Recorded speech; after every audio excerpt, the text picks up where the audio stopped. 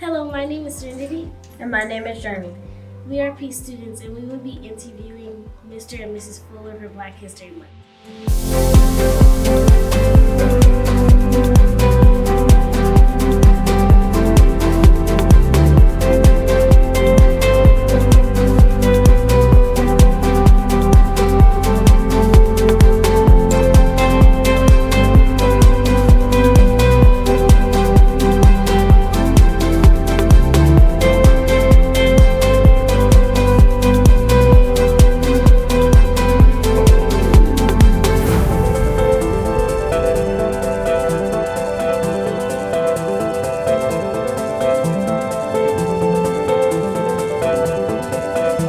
Mr. Fuller, what was your biggest contribution to MISD as its first African American elected school board member?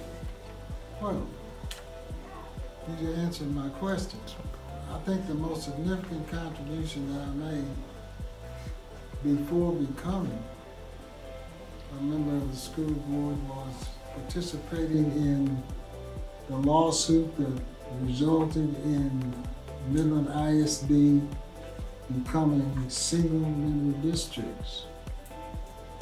And that meant that people in the north, east, and south, and western segments of our community would be able to elect a school board member from that particular area of town.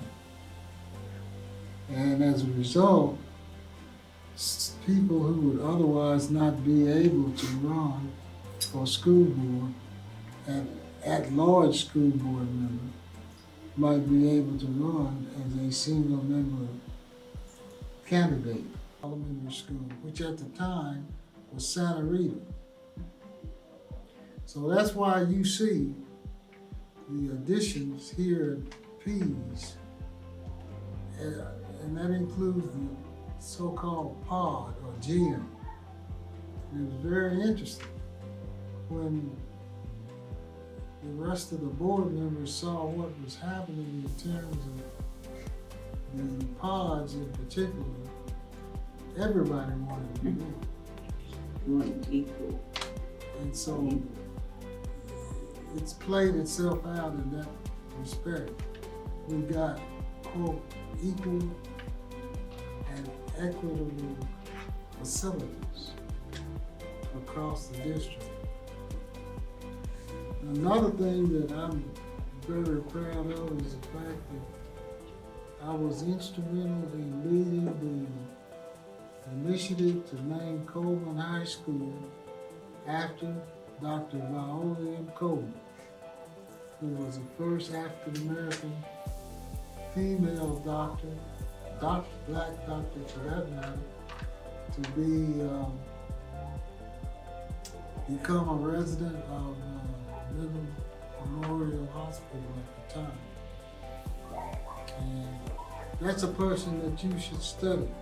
She lived right down the street on Carver and practiced medicine on Carver. She was responsible for, as the leader in the plaintiff intervener organization, she was able to promote the quote-unquote desegregation of schools in Midland. My own employees and community by demanding that it be desegregated. She was responsible for establishing the EMT program at Midland College. So if you were to go and study the EMT program, that would be a result of what she did in that regard. That's somebody that is right here in the community. And if you go, like I said, drive down Carver Street, you'll see her house and her office. And she was one of what I would consider to be old school doctors in the sense that she was taking any kind day or night. She visited you at home. That is almost not even heard of today. But she was a hands-on physician. And her motto is on the wall of Coleman High School. And you can do anything that you want to do, if you're willing to. Mrs. Fuller, why do you feel it is important to bring African American artists to Midland? I feel that it's, first of all, it's important to create African American artists in Midland, Texas, but sometimes people need to see what goes on the outside because it gives them inspiration to do things on the inside. So it's important for our students to have other people to come in. Anytime I bring in, or my group, I can't say anytime I do it because I don't do it by myself. Anytime we bring in people from other areas, we make sure that they're available to schools at a low cost and sometimes even at no cost, just so our students can get to visit. We give away tickets to students to be able to see the events, and that's so that you all will get to visit with live people who have come from other places to make contributions, such as when we bring Contratiempo in from California. We made it possible for everybody to meet them if they wanted to come. We made it possible for small children to come in and maybe rehearse with them while they were dancing. They spent, the first time we brought them, they spent the whole week here. We got the churches involved, and they picked them up from the airport, and they carried them to get groceries, and they met with them personally. It's so that you can meet with them personally. I've been bringing Tom Braxton to Midland since 1993. I brought him almost every year for maybe 10 or 15 years. And I do it so that the students can get to see how he's progressed to become an international artist, but he still has time to visit with children and to talk to you about what your future can be and to tell you how important it is that you play sports, but that you also learn music, that you also play instruments, that you also dance, and that you do things. And so that you meet people outside of your community. And the first time I did it, I was with the guy who formed the Roots group up in Lubbock. And I heard that Al Ailey was coming to Midland, coming to Lubbock. And he said, well, why don't we get on the phone and invite him to come to Midland? I said, Eric, we don't have any money. He said, well, just invite him anyway. So we got on the phone and we called them and we invited them to Midland. And so they said, well, we can come because we're gonna be in Lubbock, but we want $3,500 up front. We're gonna charge you $7,500 or something like that. And I thought, oh, we don't have any money. So I called Charles Spence, who was the president of the Midland Reporter-Telegram, and I told him what I wanted to do. And I said, but we don't have any money, and we were the Midland Black Chamber of Entrepreneurs then. He said, well, I'll tell you what, I'll sponsor a luncheon, and we'll see if we can't raise that money. We raised that money. And then the night they came, we didn't get any publicity because they pulled Jessica out of the well at 8 Who inspired you when you were our age? When I was about your age, how old are you? 10. 10?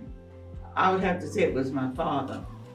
My father and mother, but my father inspired me the most because he always told me to be a jack of all trades and a master of one. And he could do many things with just a 6th grade education. He taught himself to fix televisions and radios and how to work in a pharmacy, which is some things that he did, even fill prescriptions, and he wasn't a pharmacist. So it was my dad first, and then when I moved to Midland, Dr. Coleman was an inspiration because she's the reason why we came. Because my dad became ill, and she asked us to move to Midland. Told him the best place for his family was here. So we moved here. Then next were the teachers at Carver. One of them was Miss Maggie Cornelius, Miss Bertha Starks, who she has a scholarship at Coleman High School. Those were my teachers. And also Maggie Cornelius, who was a journalism teacher. So I would say, for the most part, those were the three inspiration teachers. Now the principal or the assistant principal that inspired me was Mr. Samuel Taylor, because he called me about a real estate job where they wanted a man. And he said, doesn't matter how, you can do the job.